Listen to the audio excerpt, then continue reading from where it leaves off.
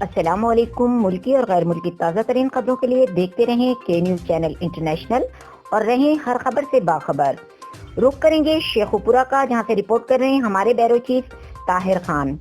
شیخوپورہ چکا مالی same Sheikhupura road پر ٹرالا اور لوڈر وین کے درمیان تصادم ہو گیا۔ حادثے میں ایک نوجوان جاں بحق سمیت 4 افراد زخمی ہوئے۔ ریسکیو 1122 مرید کے امدادی ٹیم نے زخمیوں کو فوری طور پر طبی امداد کے بعد تحصیل ہیڈ کوارٹر ہسپتال مرید کے منتقل کر دیا۔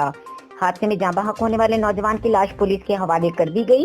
حادثے میں جاں بحق نوجوان کی شناخت زہیب ولد یوسف 18 سال سکنہ خانپور سے ہوئی۔